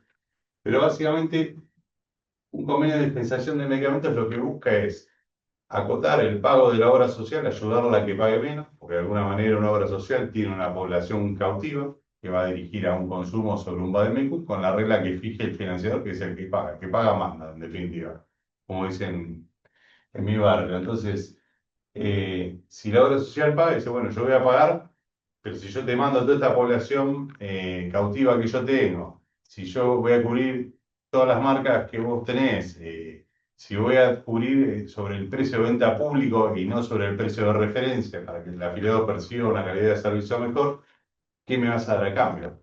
Entonces acá este fenómeno que no existía o existía solamente para el PAMI a partir del año 2003, crisis de por medio, empezó a prosperar y hoy es una realidad muy importante del mercado argentino. Entonces los convenios que hacen se buscó a través de empresas llamadas mandatarias en principio en el mercado, una es Farmalink y otra es Farsa, que eran las dos más grandes del mercado, hay más, pero estas son las dos más grandes, buscar de cómo sentar en una mesa a todos los jugadores. Entonces, por ejemplo, se hace un convenio con una obra social, vamos a nombrar a una que estuvo acá, porque está Sergio Casinotti acá. A mí me toca ir en representación de Resarpar y él era gerente general de Unión Personal. Y por supuesto que decía, claro, vos querés que yo pague los medicamentos, yo no quiero pagar nada, pero vos.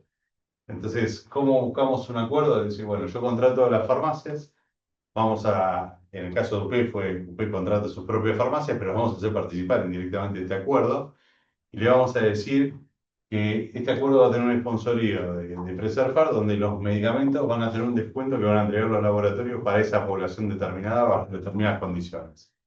Si los medicamentos se pueden prescribir por indicación, no mal indicados, que se entienda bien. Un paciente está indicado por la medicación, pero se puede escribir nombre, denominación común internacional, y el médico sugiere una marca libremente, la que quiera, digamos, para la industria eso tiene un valor. Digamos, si él dice, no, yo uso precio de referencia, para la industria tiene otro valor menor.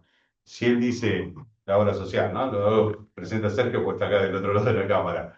Si él dice, bueno, ok, estos medicamentos sí, pero bajo uso normatizado. No puede ser que arranquemos con la insulina más cara cuando no pasaste primero por la básica. Perfecto, entonces esas cosas son conversables y son parte del acuerdo que se va a hacer con la industria. Entonces, básicamente, ¿cómo se va a financiar un convenio? La cobertura de eso que alguien dejó de pagar se va a buscar disminuir a través de un aporte que le van a hacer los laboratorios a través de un sistema que se llama sistema de notas de crédito, que requeriría una charla específica para poder explicarlo, es un poco complejo, pero es como un clearing bancario. Las farmacias que van a aceptar estos medios de pago de los laboratorios, que es lo mismo que dinero, y en definitiva lo que pongan los laboratorios y la farmacia, que son resignaciones de su margen bruto, va a ser menos dinero que paga la obra social. Voy a tratar de poner un ejemplo. Si un medicamento vale 100 pesos y la cobertura es del 60%, perdón, del 40%, quiere decir que ustedes en el mostrador van a pagar 60 pesos y hay un agujero de 40 cuando el farmacéutico vos te fuiste, que se habrá quién me lo va a pagar.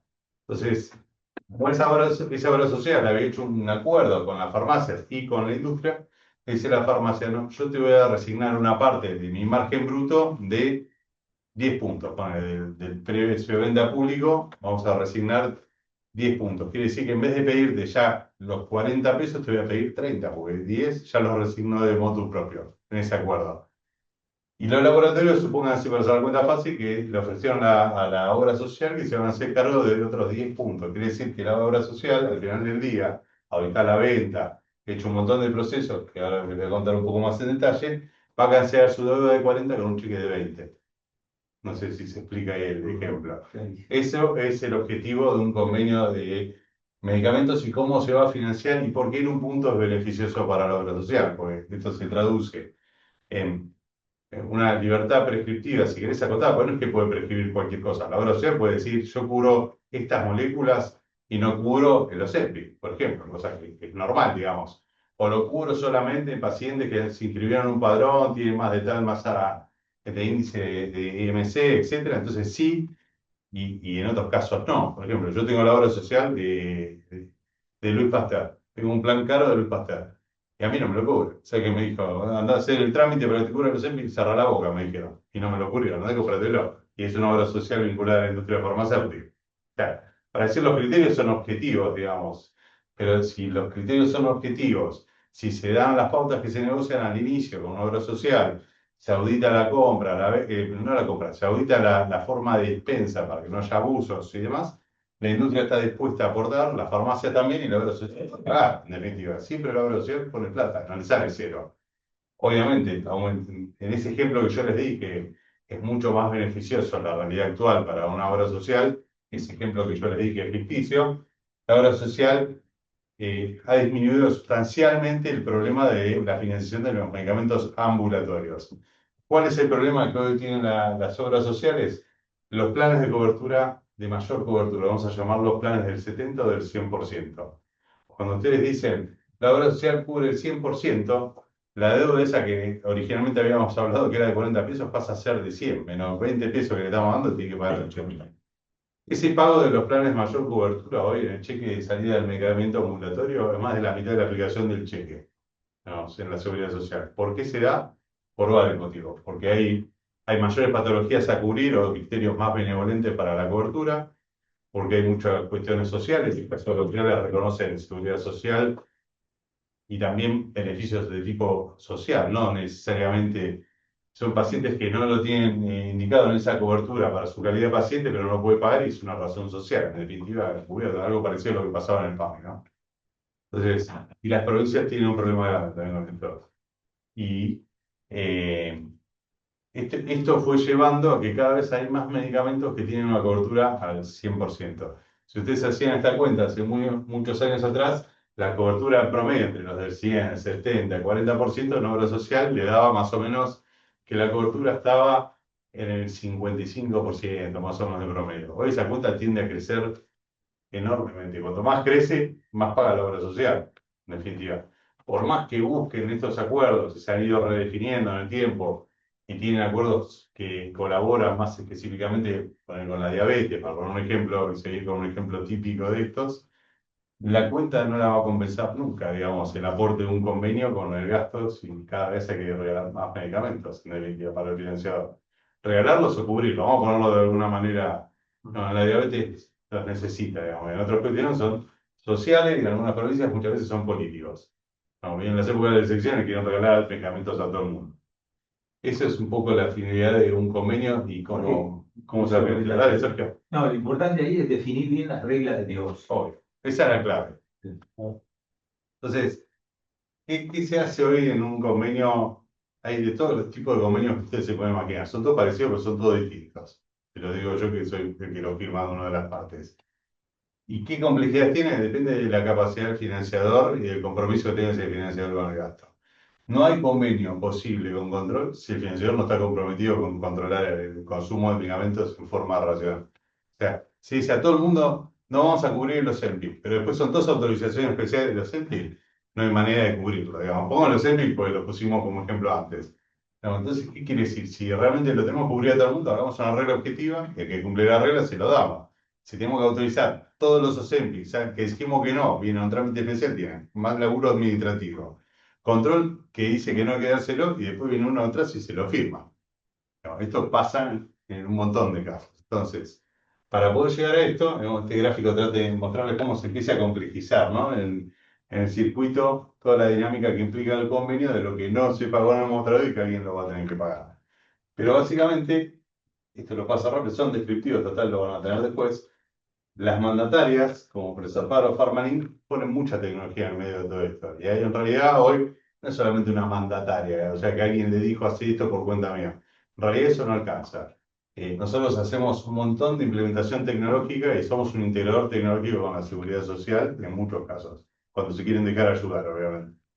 Entonces, nosotros tenemos un sistema de empadronamiento que lee los padrones de la obra social, se cargan esta gente, tiene el plan básico, suponete, todo el mundo y se lo va a asociado a ese padrón básico. Pero después tenemos gente que tiene incorporación a distintos planes. Te dan el plan básico, pero tiene diabetes tipo 2, por lo tanto hay que darle el 70% de reconocimiento en la medicación ambulatoria de insulinas o alguna cantidad de tiras reactivas.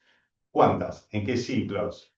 ¿En qué estado? Todo eso se configura en un gestor de reglas de negocio, que es el corazón, digamos, del control, que es el validador de prescripciones de recetas de medicamentos. Cuando ustedes van a la farmacia y te dicen, pasame la credencial o dame el número, en un sistema, el sistema va a controlar todas estas cosas, va a controlar que Jorge Gutiérrez es afiliado de Estado Social, si tiene el plan, qué cobertura tiene, si este medicamento está reconocido o no está reconocido, si para Jorge tiene el 40 o tiene el 70%, pues por ahí, si no, flaco, no hiciste el trámite, te lo reconocemos al 40%. Si hiciste salud reproductiva, que es un ejemplo típico, que 100%. Si hiciste el trámite, te empadronaste, qué sé yo, por 3 meses tenés ciclos preaprobados, donde inclusive te hacen recetas de evoluciones diferidas. Todo eso se maneja a través de un sistema de recetas, perdón, de validación online, que es en el momento de despensa en el punto de venta. Pero esto fue dinámico, después fue evolucionando, entonces aparecieron las recetas electrónicas. Hay varias plataformas, nosotros tenemos una, la nuestra se llama MiCRX, por ejemplo, y MiCRX puede funcionar desde el punto de vista como una impresora boba que verifica que la persona y el médico es el médico y nada más, a tener un montón de reglas asociadas al momento de la prescripción que dice, el señor Jorge Gutiérrez, si le prescribo con el número de afiliado de Louis Pasteur y le prescribo un medicamento, como yo ya había hecho los trámites, tengo autorizado el 70% de cobertura para para un hipoglucemiante oral, uno por mes. Y si voy a sacar el segundo, no me lo van a dejar vender o no me lo van a dejar de prescribir directamente. Entonces, la integración de la tecnología en todo esto es una fase previa para evitar el uso abusivo de los afiliados o el mal uso por parte de los cuerpos médicos también, porque también existen, en la indicación de medicamentos. O sea, podríamos tener medicamentos que tienen protocolos de uso como se usan hoy en oncología, es lo mismo. La verdad, el sistema puede manejar todo. Y una vez que ese ciclo se cumplió, que la farmacia lo vendió, que no cobró, todas esas recetas hay que juntarlas, o esas presentaciones de recetas electrónicas hay que juntarlas, hay que ver que realmente la farmacia, corroborar que realmente lo haya entregado, que lo haya vendido, que esté el troquel, que esté la firma del paciente que diga que sí se lo dieron, que le hicieron el descuento. Eso se mira en el ticket fiscal. Digamos, si todo eso pasa, la farmacia entregó un papelito a una mandataria que va a juntarla de todas las farmacias para un ciclo determinado, que tiene un derecho de cobro que va a querer hacer real en un punto con la obra social. Se liquida a través de un proceso primero se corren procesos de calidad bajo normas ISO, y a partir de ahí se genera una liquidación para la obra social que le dice cuánto es lo que le tienen que pagar a cada una de las farmacias. O sea, Reservar, por ejemplo, no cobra la plata de una obra social para después pagarla a las farmacias. Reservar lo que hace es decir, sí, esta farmacia vendió, estos consumos están auditados, estos no los presentó, así que estos no se lo tienen que pagar. La liquidación deducida a los descuentos de la industria farmacéutica, las bonificaciones comprometidas, etcétera, es tanto. Le tanta plata a esta farmacia, tanta de esta, tanta de esta. Y así funciona un convenio de provisión de medicamentos ambulatorios. ¿Mm? No sé si estoy olvidando algo, pero básicamente es esto lo más importante que quería contarles. Para que lo dinamicen, no solamente que es un convenio para pagar menos, no implica un montón de trabajo pagar menos. Y una parte fundamental es que, digamos, más allá de toda la tecnología que nosotros pongamos, si la obra social no se compromete con el uso racional, que debería ser lo primero que tiene que hacer, digamos, nunca va a bajar el gasto de medicamentos. Si dice, estos medicamentos no se indican para esta patología, y viene otro atrás que autoriza todo, cada vez que firma, se tiene que hacer cargo. Lo que pasa es que el sistema hoy electrónico lo obliga a decir, yo me hice cargo y firmo un cheque para la obra social, en definitiva, porque después de toda esa operación, la obra social la puede trazar. Puede saber quién fue el auditor médico que autorizó fuera de reglas. Y después puede actuar o no, esas son decisiones de cada institución. Y no mucho más, salvo las preguntas que ustedes tengan para hacernos, Víctor. No sé cómo estamos con los tiempos. No, estamos bien. Estamos bien. ¿La publicidad online?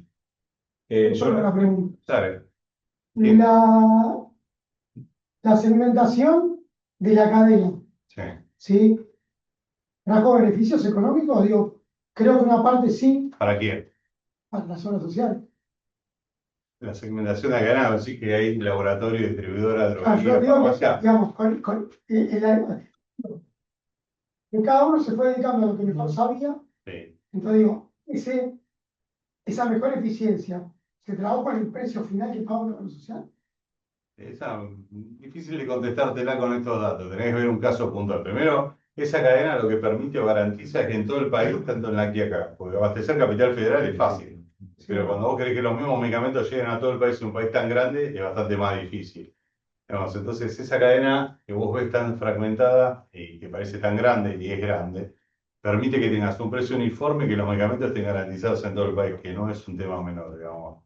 No, primero, digamos, pues si no, nadie llevaría un medicamento ahora, porque no es rentable. Fíjate que mandar cadena de frío a Santa Cruz te sale tres veces el costo de mandar cadena de frío a provincia de Buenos Aires.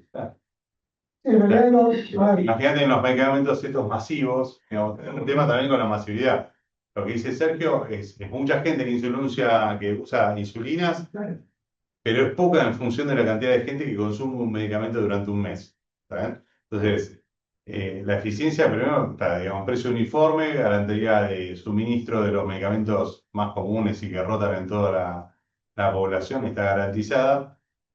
Y de acuerdo a estos convenios también se han hecho eficiencias importantes, porque vos fíjate que te estamos diciendo, la farmacia resigna parte de su margen bruto frente a un financiador y No también la contemplado. industria. ¿Eh? no contemplada dentro de la cadena mandataria, solo La mandataria le terceriza un problema administrativo importante que los centros sociales están capacitados para hacerlo. Imagínate que para hacer estos desarrollos tecnológicos hay una inversión de plata sustancial, digamos, y de soporte, porque no anda solo, no es que vos lo hiciste y después anda solo, te llama la obra social, te llama el auditor, cada uno tiene una regla un poco distinta y todo eso implica un sistema de logística. en realidad ¿Por qué nosotros lo vamos a hacer? Porque lo hacemos para muchos. Si tuviera que ser para una obra social, lo que le tengo que cobrar no me lo va a poder pagar o no le va a convenir hacerlo. y yo lo centralizamos no interpreto la diferencia entre lo que hace la distribuidora y la droguería. La distribuidora es distinta, digamos. La distribuidora lo que toma es los productos de 5 laboratorios, por un ejemplo fácil, y se encarga de hacerle los píginos, la toma de salida en la línea de producción de cada uno de esos laboratorios. Le almacena, de acuerdo a todas las normas que cumple, cuarentena, lote 1, todo lo que le pida la ANMAT, digamos, y almacena eso en unos megadepósitos que después se va a encargar de distribuir a cada uno de los drogueros y le va a llevar la cuenta administrativa a cada uno de esos drogueros. Si bien igual que en ese caso el riesgo de cobranza sigue siendo el laboratorio. Esa es una diferencia importante cuando vas al próximo segmento. La droguería compró los medicamentos con su propio patrimonio y con el crédito que le habrá dado algún laboratorio y se encarga después de fraccionar su medio stock en muchas compras diversas de farmacia que a cada uno le lleva una cuenta corriente. En función de lo que compra, en función del stock, de las garantías que haya puesto, digamos, y financia una cadena de esa manera. Y pensaba, esto fue, esa cadena lo cambió en la década del 90, dijo, pues, No, ¿no? esa cadena tuvo una posible, o tiene una modificación cuestionada, que es la del DNU 70, ni bien asumió Milei. No, porque esa cadena regulada le dice, por ejemplo, hasta hoy el droguero no puede venderle al público.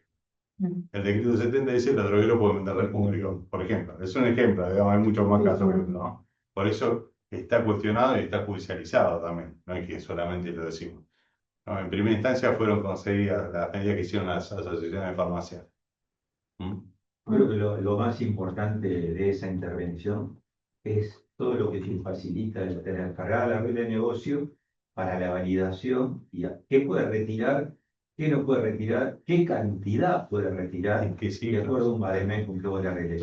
Porque yo he visto casos donde salen de un convenio y dicen, uy, soy un fenómeno, dejo este convenio, y después no tienen la regla de negocio y el gasto se dispara al doble o al triple que le estaba conteniendo un sistema que ni notás que está, pero está, y tiene un desarrollo muy importante, ¿no? Esto yo lo he visto desde la auditoría con ella, lo hemos visto muy habitualmente. A veces dice, no, lo voy a dejar, voy a manejar de otra manera. Tiene un Y ahí paso se pierde el adicional, que control. es en el momento de la prescripción a un paciente que está empadronado en una patología de diabetes, la obra social dice al médico, vos podés prescribir cualquier cosa para diabetes de lo que está asociado a la que yo voy a cubrir el 70, que son estas drogas. Quiero esta, que es una asociación nueva, la obra social no la cubre. O no la cubre de entrada. Tendrás que explicarle al auditor médico por qué la estás autorizando o mostrar que no funcionó las anteriores. Entonces va a tener un uso racional de ese consumo. Que no es que lo hacen para no dárselo, no quieren que se lo den de entrada cuando se pueden cubrir con drogas o con tecnologías más viejas que son normalmente más baratas. Sí, además toda la información que vos tenés del médico prescriptor, Todo, qué volumen prescribe, todo. de la localidad, de la zona, de la provincia, Todo. y del paciente, qué es Eso- lo que consume. Vos tenés eso- un ranking de pacientes consumidores, un Sí. ranking de pacientes prescriptores. Te evita el préstamo de carnet, te evita un montón de cosas. Por eso dejé de lado la mandataria, pero sí en la otra parte. Por eso la mandataria no me refería porque eso sí es más complejo.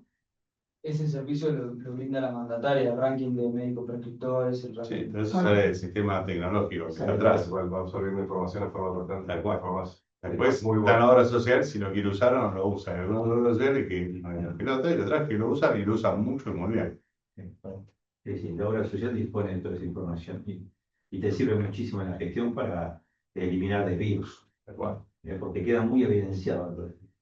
Así que bueno, como les comentábamos, profesionales con una vasta experiencia. Yo recuerdo inicialmente obras sociales provinciales, no voy a mencionar cuál, pero que tenían un poco de resquemor de estar auditados por alguna manera. ¿Recordás un primer medicamento, que no era medicamento, era un producto dermatológico, que se utilizaba, digo, la marca, Sí.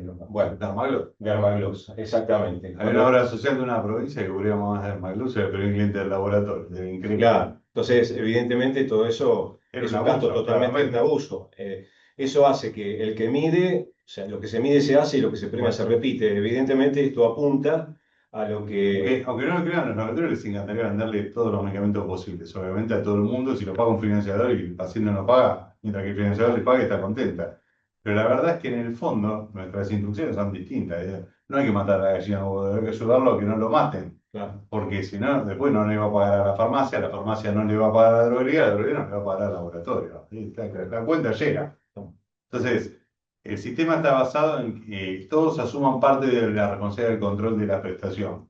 No, nosotros le damos un montón de herramientas, hacemos un montón de laburos, pero la obra social no se puede ligar a decir, bueno, yo me lo dice, lo pago, le autorizo todo lo que me dicen, o pago una cápita y me olvido y hago que presto una prestación y el otro no me la presta. Son sistemas que son muy complicados.